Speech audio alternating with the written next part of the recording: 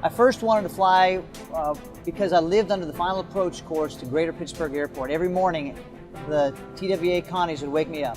When I was 16, I took my first flight and I was sold. I grew up in Bermuda. There's something about the smell of jet fuel coming from that airport. It always meant freedom from an island that's 20 miles long by 5 miles wide. I used to have my own business washing airplanes when I was in college. I pumped gas, I tugged airplanes, I flew night freight. I did a lot of things to build my hours to try to get on with the airlines. This is making it, you know, this is putting all your time and energy and sacrifices, and I feel like I finally arrived in my career. Here at Southwest, I was the first Black female pilot, and then last year I was able to fly with another Nicole who's also a Black female pilot, and so together we made the first all-Black female flight crew here at Southwest. And then I also made history with my father. When he worked here, we were the first Black father-daughter flight crew. There's a great deal of freedom that comes with the job, and it's freedom of not being in a traditional office.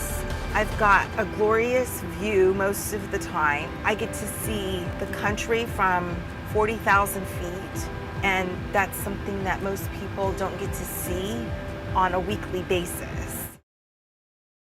It really came down to motivation and merit. What was my motivation for being there, and my merit, was I good enough to be there? And then also I looked at their motivation for wanting me gone, and just felt like may the most noble motivation win.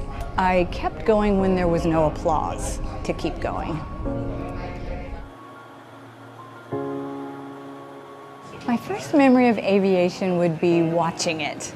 Our family ranch was in New Mexico, and we had a big hay barn that the dogfighting practice from Holloman Air Force Base would use as their ground reference points, and I just was enamored with it. I kind of saw some different paths to getting to serve my country and flying, and put those two together. By the time I got to the Navy, they had women flying in aggressor squadrons, which meant we got to fly tactical aircraft, years before any of the other services did. I taught for a couple of years and met my husband while I was teaching, and then was able to transition into F-18s, and the first class to have women is F-18 pilots. Landings are always great. You always want to have a good landing. There's nothing like satisfaction when people get off and they say, oh, great landing. It gives you a sense of accomplishment that the passengers enjoy the flight. And anything that makes them feel better as they walk off the airplane will make sure that they come back. What I love about my job is it is the best office view in the world, and it changes. It's never the same.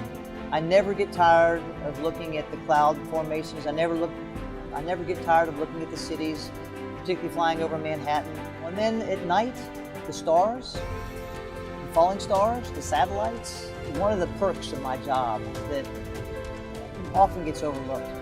I can't imagine doing any other job or for any other airline. My heart is with Southwest. If I just had to sum up some of the things in a few sentences to share about Flight 1380 is, all of us learned things about ourselves, our habits. We become our instincts. And so guard your habits. Make sure that when you make a habit of something, it's a good habit, because that's what kicks in. And also hope. Hope doesn't always change our circumstances, but it always changes us. That's what prompted me into aviation, was the hope to get to do that. But hope doesn't just take no for an answer. Hope pushes through.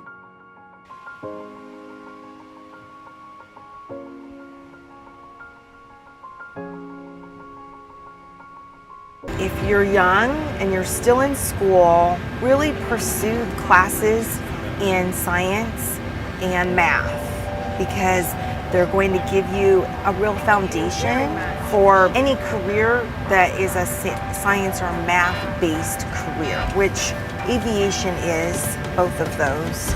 And always believe in yourself. Don't let anyone say you can't do anything, because you can.